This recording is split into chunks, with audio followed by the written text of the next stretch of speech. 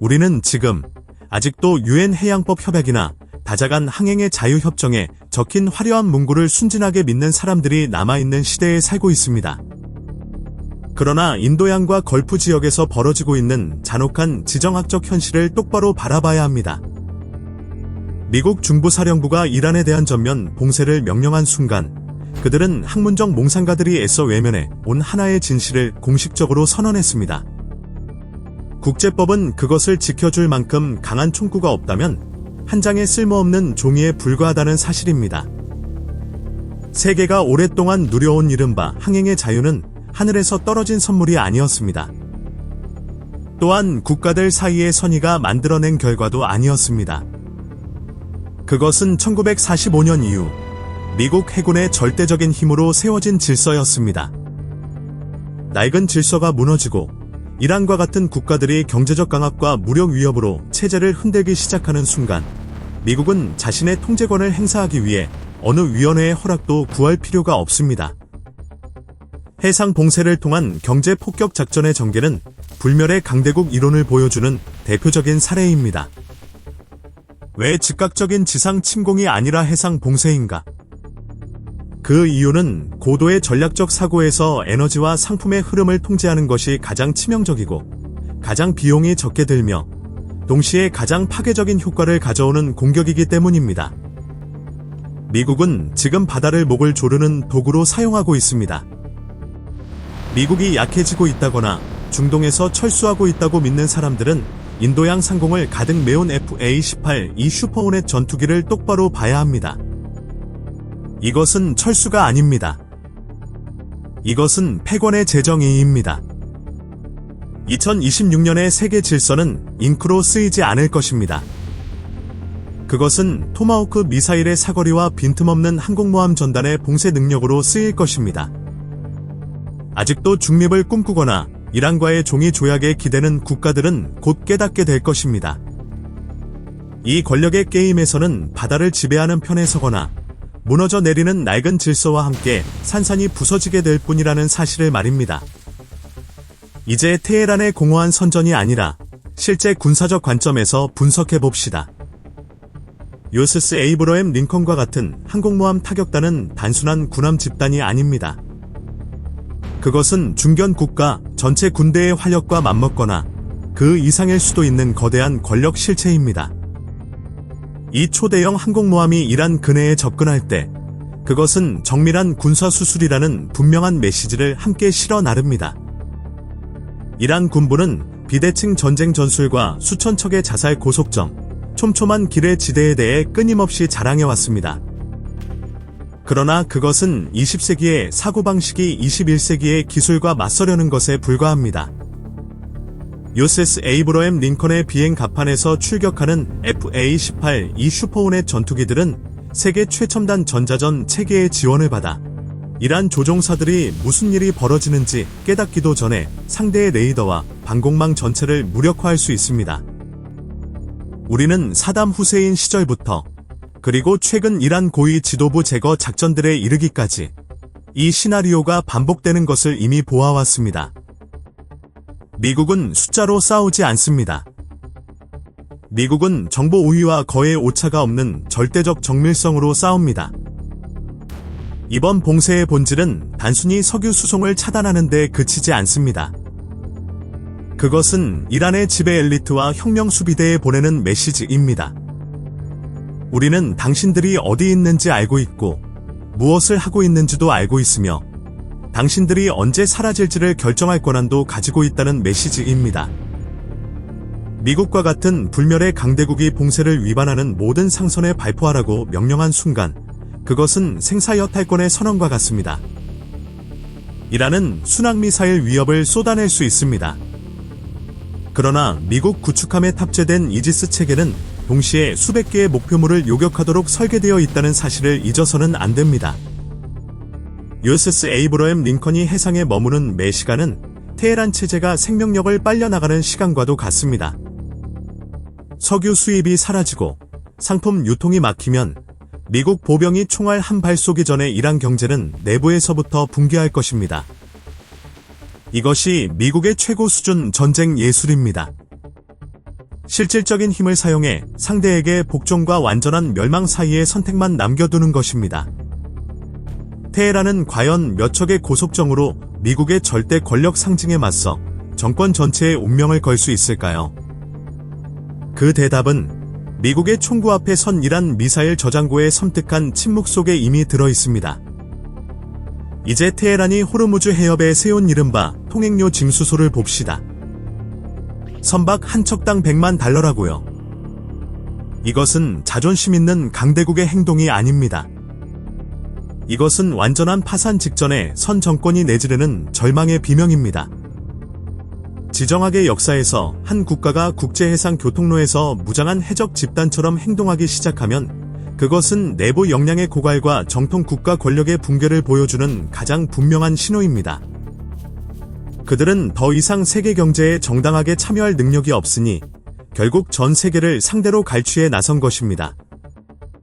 정치적으로 순진한 사람들은 이란이 인류의 목줄을 쥐고 있다고 두려워할 수도 있습니다. 그러나 그들은 하나의 기본적인 군사 현실을 잊고 있습니다. 목줄이라는 것은 그것을 쥔 쪽이 거인의 개입 앞에서도 그 조임을 유지할 힘이 있을 때만 가치가 있다는 사실입니다. 이란이 기뢰를 살포하고 상선을 위협하는 행위는 사실상 전략적 자살입니다. 왜냐하면 그것은 미국에게 외교적 반대를 크게 신경 쓰지 않고 이란 해군의 모든 역량을 쓸어버릴 수 있는 가장 훌륭한 명분을 제공하기 때문입니다. 우리는 알아야 합니다. 오늘날 미국 해군의 기뢰 제거와 호송 기술은 이미 인공지능과 자율 잠수 로봇의 시대로 들어섰습니다. 고전적인 기뢰밭이나 혁명수비대의 고속정은 위성과 실시간 감시 체계, 그리고 미국의 대잠 감지 장비 앞에서 상대가 되지 못합니다. 이란이 선박당 $100만 요구하는 행위는 사실상 고갈되고 있는 경제에 마지막 숨을 불어넣으려는 어설픈 연극에 지나지 않습니다. 테헤란은 정말로 국제 석유 기업들로부터 돈을 받아낼 수 있다고 믿고 있을까요? 미국의 알레이 버크급 구축함 포신이 자신들의 미사일 발사대를 정조준하고 있는데도 말입니다. 이 게임은 시작과 동시에 이미 이란이 패배한 게임입니다. 그들은 교란과 실질적 힘을 혼동했기 때문입니다. 지금 이란이 갈취하려는 한 푼 한 푼은 정권의 사형 선고문을 쌓아 올리는 벽돌과 같습니다. 미국은 결코 전략적 요충지를 해적화하는 선례를 팍스 아메리카나의 감시 아래에서 용납하지 않을 것이기 때문입니다. 만약 여러분이 걸프 지역에서 벌어지는 미국과 이란의 대결만 본다면 아직 빙산의 일각만 본 것입니다. 워싱턴의 세계 전략 사고에서 이란은 결코 최종 목표가 아니었습니다. 진짜 목표, 진짜 전략적 경쟁자는 동쪽에 있습니다. 바로 베이징입니다. 생각해 보십시오. 호르무즈 해협을 지나는 석유를 가장 많이 소비하는 나라는 누구입니까? 값싼 에너지를 확보해 패권 야망을 키우기 위해 테헤란과 25년 협정을 맺은 나라는 누구입니까? 바로 중국입니다. 미국의 전면적인 대이란 해군 봉쇄는 사실상 중국 산업기계에 대한 보급선을 끊는 공격입니다. 워싱턴은 전 세계에 냉혹한 진실을 보여주고 있습니다. 중국이 아무리 많은 군함을 가지고 있고 아무리 많은 자금을 쥐고 있어도 그들의 에너지 생명선은 여전히 미국 해군의 손안에 들어있다는 사실입니다. 미국은 이란산 석유 흐름을 차단함으로써 중국 본토에 총 한 발 쏘지 않고도 광둥과 상하이의 공장들을 정지 위기로 몰아넣을 수 있습니다. 이것이 현대 권력 게임의 본질입니다. 중국은 지금 진퇴양난에 빠져 있습니다. 이란을 구하기 위해 개입하면 미국 항공모함 전단에 저지할 수 없는 힘과 정면으로 충돌해야 합니다. 그리고 베이징은 그 시나리오에서 자신들이 아직 승리할 힘이 없다는 것을 누구보다 잘 알고 있습니다. 반대로 이란이 질식당하는 것을 지켜보기만 한다면 전략적 카드 하나와 핵심 에너지 공급원을 잃게 됩니다. 지금 베이징이 느끼는 공포는 충분히 현실적입니다. 불멸의 강대국 미국이 동쪽에서는 반도체 칩 기술로, 서쪽에서는 석유 흐름으로 전면 포위 작전을 실행하고 있기 때문입니다.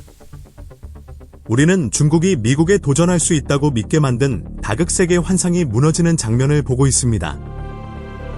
중국으로 향하는 유조선이 호르무즈와 인도양에서 차단되는 순간, 그것은 세계 에너지 질서를 유지하거나 파괴할 수 있는 권한을 가진 국가는 오직 하나뿐이라는 선언이 됩니다. 이란은 이 바둑판 위에 희생용 조릴 뿐입니다. 그리고 그 조리 제거되는 순간, 미국의 총구는 뒤에서 조종하던 진짜 목표를 더욱 분명히 겨누게 됩니다. 중국의 내부 안정은 경제 성장에 달려 있고, 경제 성장은 에너지에 달려 있습니다. 이란을 끊는 것은 곧 미국이 최대 경쟁자의 심장부에 시한폭탄을 설치하는 방식입니다. 세계 언론과 군사적으로 순진한 사람들은 흔히 이란의 이른바 비대칭 전쟁에 대해 끔찍한 시나리오를 과장해서 그립니다. 수천 척의 자살 고속정, 군집을 이룬 무인 유령선, 그리고 미국 함대를 불바다에 빠뜨릴 수 있는 순항미사일 비 같은 장면을 상상합니다. 그러나 냉혹한 늘 말하겠습니다. 그것은 20세기의 환상이 21세기의 현실과 맞서려는 것에 불과합니다. 현대전에서 수량은 절대적인 정보 우위와 기술 우위가 뒷받침되지 않는다면 더 이상 결정적 요소가 아닙니다. 여러분은 정말로 낡은 고속정이나 70년대 복제 기술에 의존해 만든 미사일이 미국 해군의 이지스 방패를 뚫을 수 있다고 믿습니까? 그것은 인식의 치명적인 오류입니다. 실시간 군사위성과 인공지능이 깊숙이 통합된 활용망 속에서 미국은 이란의 유령선이 수면 위에 나타나기를 기다리지 않습니다.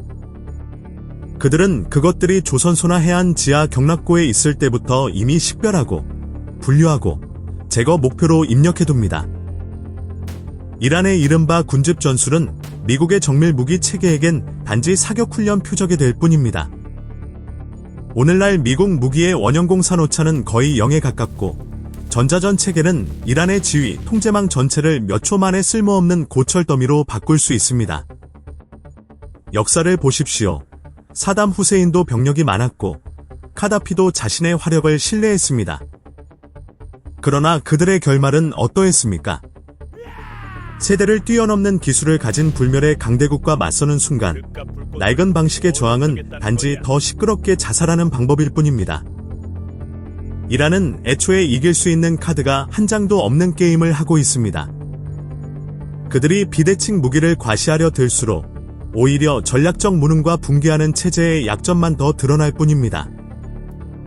우리는 지금 역사적 전환점 앞에 서 있습니다.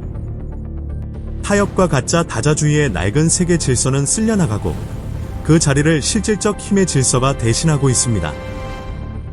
호르무즈 해협 위기와 미국의 대이란 봉쇄 명령은 단순한 지역 분쟁이 아닙니다. 이것은 순진한 세계화 시대의 종말을 알리고 팍스 아메리카나가 조율하는 냉혹한 현실주의 질서의 부상을 선포하는 신호탄입니다. 2026년 워싱턴이 세계에 보내는 메시지는 매우 분명합니다. 해적 행위나 에너지 갈취로 공동 안정성을 위협하는 국가를 위한 자리는 세계에 없다는 것입니다. 유럽의 강대국부터 아시아의 신흥 경제국들까지 모든 국가는 생존을 위한 선택을 강요받게 될 것입니다. 기술과 에너지, 그리고 해상 무역의 흐름을 쥔 불멸의 강대국 편에 설 것인가? 아니면 이란, 러시아, 베이징과 같은 쇠약해진 독재 체제 편에 설 것인가? 다극을 외치던 세력의 침묵과 공포를 보십시오.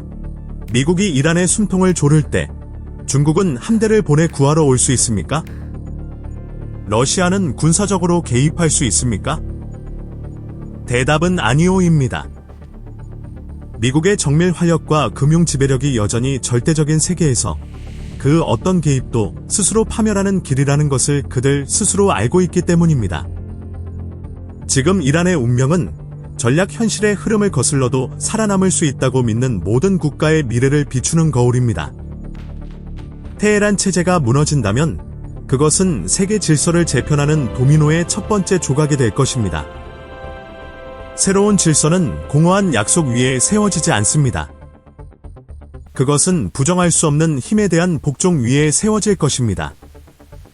여러분은 미국의 보호막 아래에서 적응하고 생존하며 번영하는 길을 택하겠습니까? 아니면 환상에 충성하다가 역사의 바퀴 아래에서 짓밟히는 길을 택하겠습니까? 더 이상 망설일 시간은 없습니다. 지정학의 진실은 냉혹합니다. 그리고 그것은 오직 실질적인 힘을 똑바로 바라볼 줄 아는 자에게만 보상을 줍니다.